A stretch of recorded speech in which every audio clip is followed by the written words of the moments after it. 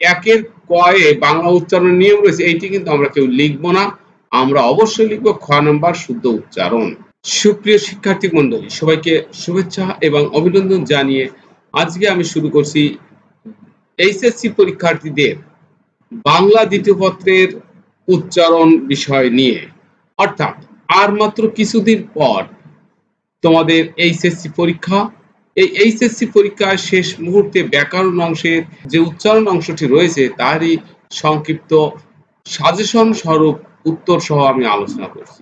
একে বাংলা উচ্চারণ, এর ক নম্বরে আসবে বাংলা উচ্চারণের নিয়ম, অথবা খ নম্বর আসবে শুদ্ধ উচ্চারণ। আমরা মনে রাখবো ক নম্বরে কিন্তু একটি প্রশ্ন আসবে, অর্থাৎ নিয়ম আসবে যে বাংলা উচ্চারণের যে কোনো 5টি নিয়ম লেখো, অথবা খ নম্বর কিন্তু 8টি শুদ্ধ শব্দ আসবে। সেই 8টি শুদ্ধ শব্দ থেকে যে কোনো 5টি শব্দের শুদ্ধ উচ্চারণ লিখতে হবে। একের কয়ে বাংলা উচ্চারণের নিয়ম রয়েছে, এইটি কিন্তু আমরা কেউ লিখবো না। আমরা অবশ্যই লিখবো খ নম্বর শুদ্ধ উচ্চারণ। তাই প্রিয় শিক্ষার্থী, এখনই আমি এই পরীক্ষার ঠিক কিছুদিন আগেই শেষ মুহূর্তে কতগুলো শব্দ নির্ণয় করলে আমাদের 100% পরীক্ষা আসবে, সেই কয়েকটি শব্দ আমি তুলে ধরছি। অবশ্যই তোমরা এই শব্দগুলোই শুধুমাত্র একদম 100% গ্যারান্টি যে এই শব্দগুলো পড়লে তোমাদের অবশ্যই 8টি শুদ্ধ উচ্চারণ করতে আসবে। সেখান থেকে যে কোনো 5টি শুদ্ধ উচ্চারণ লিখবে।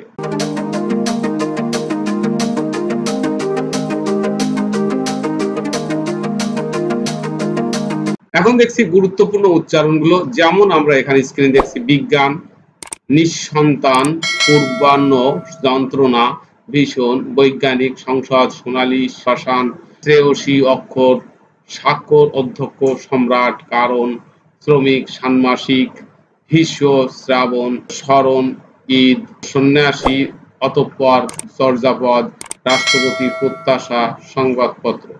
আমরা এই শব্দগুলোর শুদ্ধ উচ্চারণটা একবার দেখে নিই। প্রথমে হচ্ছে বিজ্ঞান, বয়রসী গয়হস গয়জফল আকার চন্দ্রবিন্দু দন্তনায় হস, বিজ্ঞান। তারপরে দ্বিতীয়টি আমরা দেখছি নিঃসন্তান। এই শব্দে কিন্তু 3টি অক্ষর রয়েছে, 3টি বদ্ধ অক্ষর, যেমন নিঃসন্তান। তারপর দেখছি পূর্বাহ্ন, তারপর দেখছি যন্ত্রণা, তারপর দেখছি ভীষণ, তারপর দেখছি বৈজ্ঞানিক, তারপর দেখছি সংসদ, তারপর দেখছি সোনালী, তারপর দেখছি শ্মশান, তার পরবর্তীতে দেখছি শ্রেয়সী, তার পরবর্তীতে দেখছি অক্ষর, তার পরবর্তীতে দেখছি স্বাক্ষর, তার পরবর্তীতে দেখছি অধ্যক্ষ, তার পরবর্তীতে দেখছি সম্রাট, তার পরবর্তীতে দেখছি কারণ, তারপরে আমরা দেখছি শ্রমিক, তারপর আমরা দেখছি ষান্মাসিক, তার পরবর্তীতে আমরা দেখছি ভীষ্ম, তারপর আমরা দেখছি শ্রাবণ, তারপর দেখছি স্মরণ, তারপর দেখছি ঈদ, তারপর দেখছি সন্ন্যাসী, পরবর্তীতে দেখছি অতঃপর, তারপর দেখছি চর্যাপদ, তারপর দেখছি রাষ্ট্রপতি, তারপর দেখছি প্রত্যাশা, তারপর দেখছি সংবাদপত্র।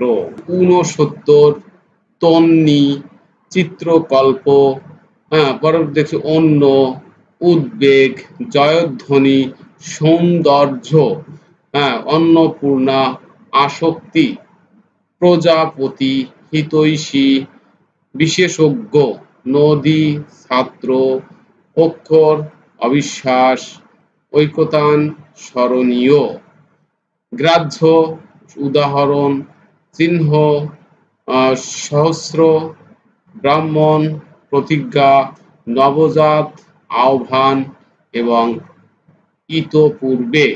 ঔপন্যাসিক দেখছি ঔপন্যাসিক, অসীম হয় এবং অসীম হয়, আমরা মনে রাখবো অসীমটা হবে এবং অসীম হবে। প্রধান, পরীক্ষা, তারপর হচ্ছে কবি, বঞ্চিত, ভরসা, অদ্বিতীয়, অধ্যক্ষ, লক্ষ্য, অরণ্য, প্রভাত, উল্লাস, আবশ্যক, চিহ্নিত, স্বাগত, প্রণীত, ব্যতীত, নক্ষত্র, পর্যন্ত, বিজ্ঞাপন, ব্যতিক্রম, গণতন্ত্র, দুঃখ, অসহ্য, গ্রহণ, ঐশ্বর্য, আবৃত্তি, প্রেতাত্মা, দ্রষ্টব্য, উপমা, হ্যাঁ, প্রশ্ন অথবা প্রশ্ন দুটোই হবে। দক্ষ, হিংস্র, অতীত, শ্রম, উদ্যোগ বা উদ্যোগ দুটোই সঠিক। উদ্যোগও হয় এবং উদ্যোগও হবে। দীনবন্ধু, ভবিষ্যৎ, বিজ্ঞপ্তি, পুনঃ পুনঃ, বৈসাদৃশ্য, ষান্মাসিক, গ্রীষ্ম, জনশ্রুতি, তত্ত্বাবধায়ক, প্রত্যক্ষ, শ্রবণ, অনিঃশেষ, প্রায়শ্চিত্ত, উজ্জ, ব্রহ্মপুত্র, উদ্বাস্তু, অদ্য, ইতপূর্বে, বৈশাখ, ব্যাখ্যা, একাডেমি, উদাহরণ, ধার্য, রূপসী, দুরন্ত, পদ্য, ভবিষ্যৎ, মনোমালিন্য, নদীমাতৃক, পক্ষ, ব্যাকরণ, বিশ্বাস, ঐতিহ্য, হৃৎপিণ্ড, পদ্য, শ্রদ্ধাস্পদ, প্রজ্ঞা, আত্মিক, উত্তরী, নমস্কার, সৃজনশীল, হাস্যময়ী, লক্ষণ, লক্ষণ, বাহ্যিক, সম্মান, একা। প্রিয় শিক্ষার্থী, এই ছিল আমাদের শুদ্ধ শব্দ সহ শুদ্ধ উচ্চারণ করে দেওয়া হয়েছে। তোমরা ঠিক পরীক্ষার আগে হ্যান্ড নোট হিসেবে তোমরা যদি এইগুলো একবার একটু দেখে যাও, তাহলে তোমরা অবশ্যই এই শব্দগুলো থেকে তোমরা 8টি শব্দ পাবে এবং সেখান থেকে যে কোনো 5টি শুদ্ধ উচ্চারণ লিখে 5-এর ভিতরে 5 নম্বর অর্জন করবে। সেই আশাবাদ রেখে এখানে শেষ করছি। সবাইকে ধন্যবাদ।